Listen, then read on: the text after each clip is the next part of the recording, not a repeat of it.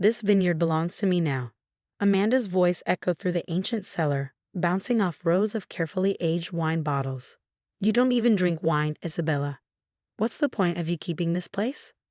I stood among the oak barrels my grandfather had imported from France decades ago, my hands steady despite the rage building inside me. My sister-in-law's smug expression was illuminated by the soft cellar lighting, making her look almost ghoulish as she waved a stack of papers in my face. I've already filed the paperwork, she continued, her designer heels clicking against the stone floor. Since you've been absent from family gatherings and haven't shown any interest in the vineyard, I'm claiming abandonment. The property will be mine within weeks. My name is Isabella Santos, and at 34, I was watching my sister-in-law try to steal my grandfather's legacy. What Amanda didn't know was that while I might not drink wine, I'd spent the last 10 years secretly preserving and building upon everything my grandfather had created. You really think it's that simple? I asked, keeping my voice calm as I ran my fingers along the rough wood of a nearby barrel. The familiar texture grounded me, reminding me of countless hours spent here with my grandfather, learning everything about winemaking while pretending I was just keeping him company. Amanda laughed, the sound sharp and hollow in a cavernous space. Of course it is. Everyone knows you only got this place because you were Papa Santos's favorite. You don't know the first thing about wine.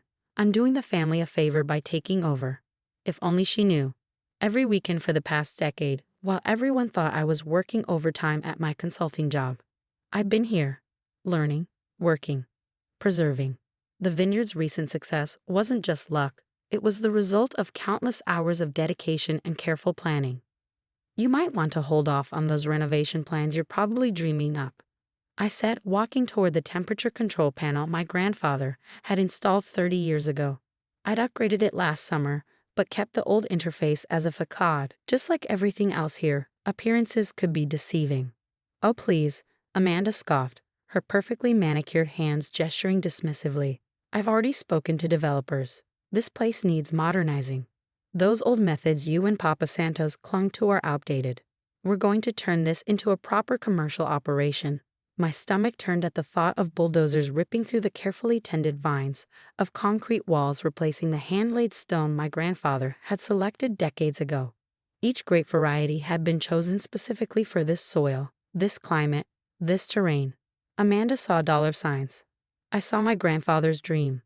Did you ever wonder, I asked, moving toward the small office tucked away in the corner of the cellar, why Papa left the vineyard to me instead of your husband, or you, or anyone else in the family?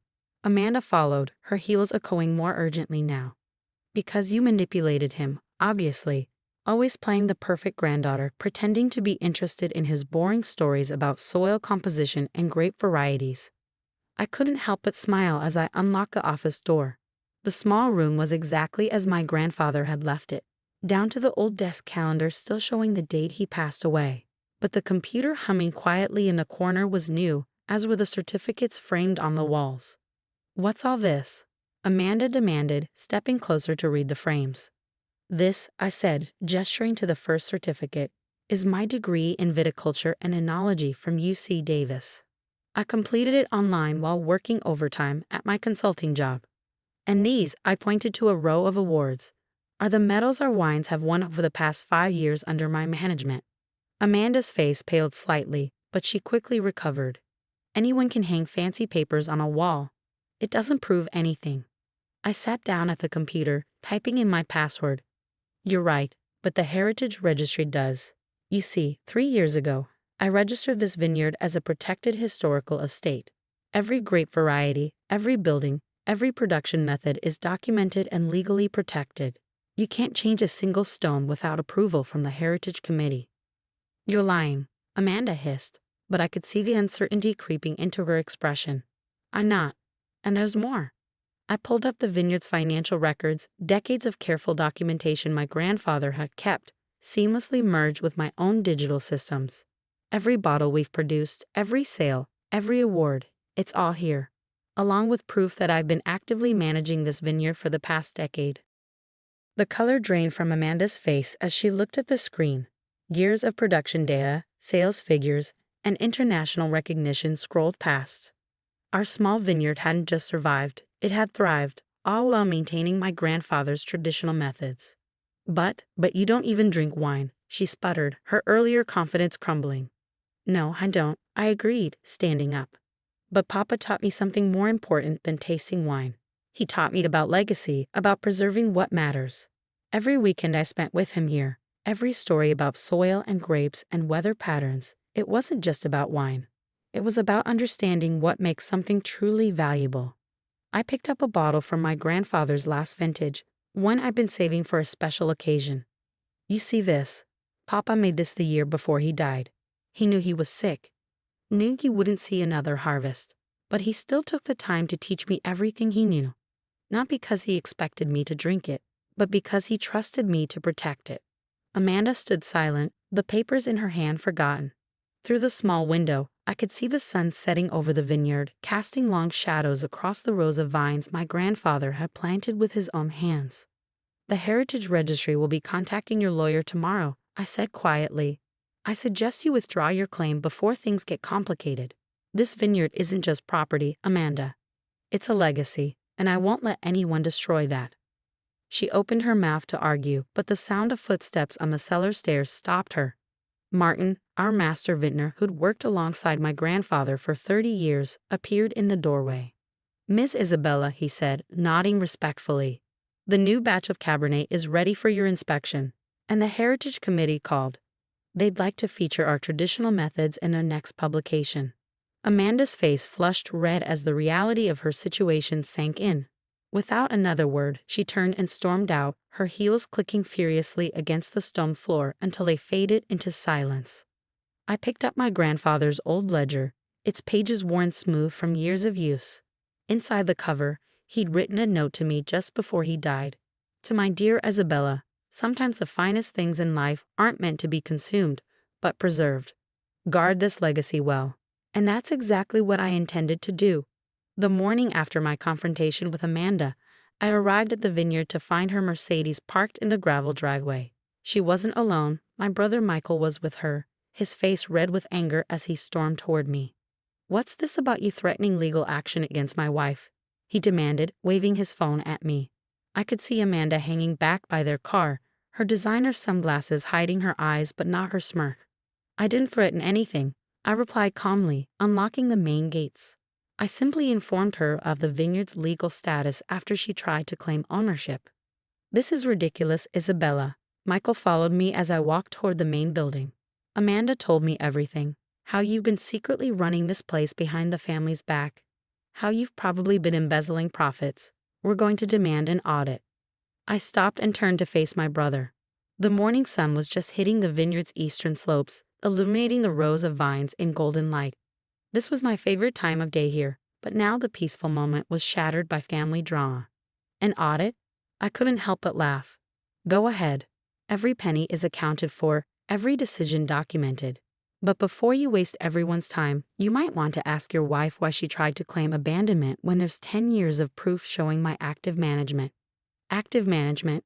Amanda's voice dripped with sarcasm as she finally joined us.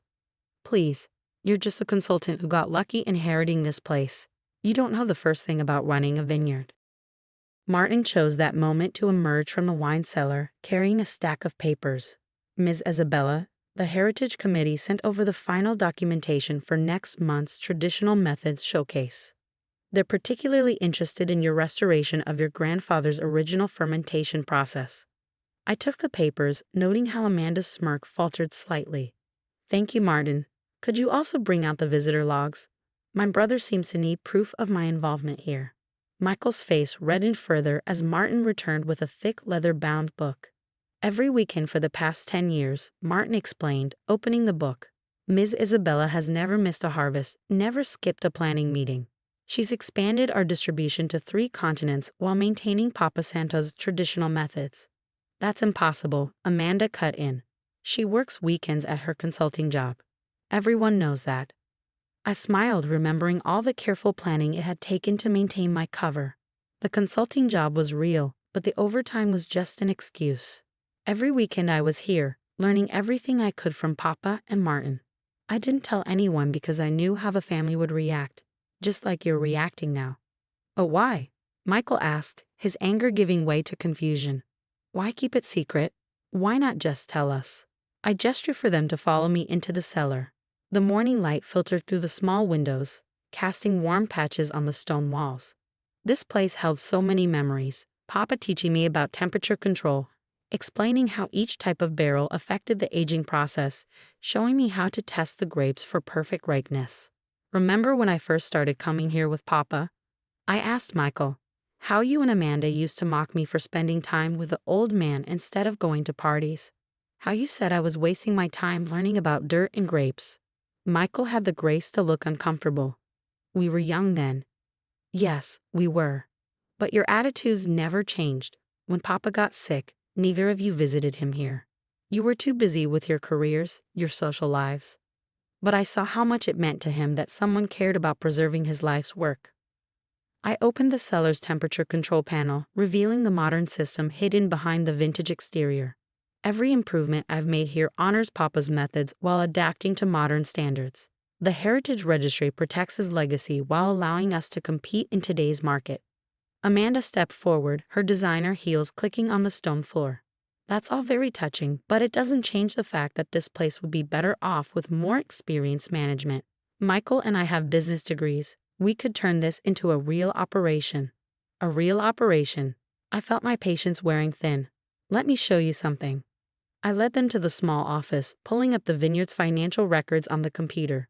Last year, our traditional Cabernet won gold at the International Wine Challenge. Our export revenues have tripled in the past 5 years. We've been featured in Wine Spectator twice, specifically highlighting our commitment to traditional methods. Michael leaned in, studying the numbers with growing disbelief. These profits, they're real? Every penny, I confirmed. And they're achieved while maintaining Papa's vision. No mass production, no modern shortcuts. Just careful, traditional winemaking the way he taught me. But you don't even drink wine. Amanda burst out, her composure finally cracking. How can you possibly understand what makes a good vintage? I picked up an empty wine glass from my grandfather's old desk. You're right, I don't drink. But Papa taught me something more important than tasting wine. He taught me to understand it, to respect the process, the tradition, the craft. Every bottle we produce tells a story of the soil, the weather, the care taken during fermentation and aging. I held the glass up to the light, watching it sparkle. You see wine as a product to sell. I see it as a legacy to preserve. That's why Papa left the vineyard to me. Not because I was his favorite, but because he knew I would protect what matters. Michael sat heavily in Papa's old chair, running his hands through his hair. All this time, we thought you were just. I don't know what we thought. You didn't think about it at all, I said quietly. Just like you didn't think about Papa in his final years. You were too busy planning how to modernize this place once he was gone. Amanda's phone buzzed, breaking the tense silence. Her face paled as she read the message. The Heritage Committee, they're sending someone tomorrow to investigate my ownership claim. Yes, I nodded. They take attempted hostile takeovers of protected estates very seriously, especially when there's documented proof of active management and historical preservation. Isabella, Michael started, but I held up my hand to stop him. Save it. You have 2 choices now. You can continue with this failed attempt to take over the vineyard, wasting everyone's time and money on legal battles you can't win. Or you can accept that this is my responsibility, one that I've proven myself more than capable of handling. I walked to the office door, then turned back to face them. Papa used to say that great wine can't be rushed. It needs time, patience, and respect for tradition. The same is true for understanding why he made the choices he did. When you're ready to learn, really learn, about what this place means, come find me. As I left them sitting in the office, surrounded by evidence of my dedication, I felt a weight lift from my shoulders. The secret was out now, for better or worse. But one thing was certain, my grandfather's legacy was safe in my hands. 3 months after the confrontation in the cellar, I stood among the vines during our annual harvest. The Heritage Committee's investigation had been thorough, leaving no doubt about my rightful ownership and management of the vineyard.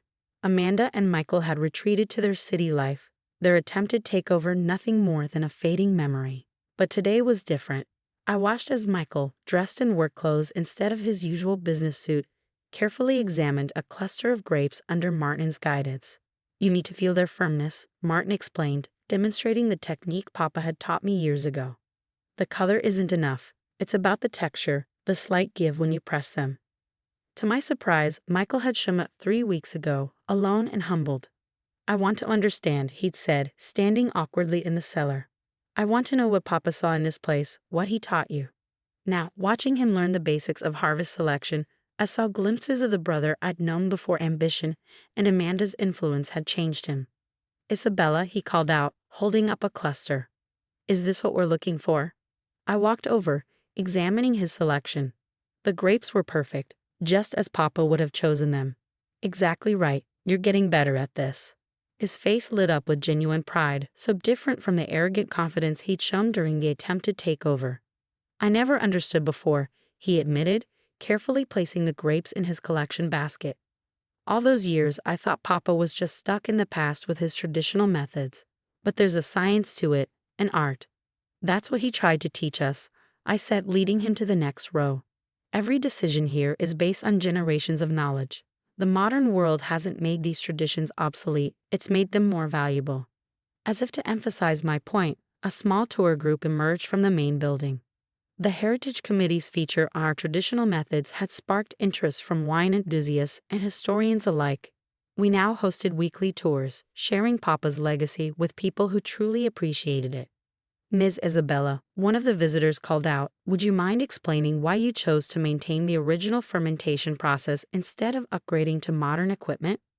I smiled, launching into the explanation Papa had given me years ago. As I spoke, I noticed Michael listening intently, nodding as the pieces fell into place. Later that evening, as the sun set over the vineyard, Michael and I sat in Papa's office. The harvest logs were spread across the desk, his neat handwriting joining Papa's careful records. "Amanda served me divorce papers yesterday," he said quietly, tracing the edge of an old wine label. "She said I'm choosing dirt and grapes over our future." I waited, letting him continue. "The thing is," he went on, "being here these past weeks, learning what Papa taught you, I finally feel like I'm part of something real, something meaningful. Amanda never understood that." I reached into Papa's old desk drawer and pulled out a sealed envelope. "He wrote this for you," I said, handing it to Michael. "Asked me to give it to you when you were ready to understand." With trembling hands, Michael opened the letter. Papa's familiar handwriting filled the page. "My dear Michael, if you're reading this, you finally found your way back to the vines. I always hoped you would.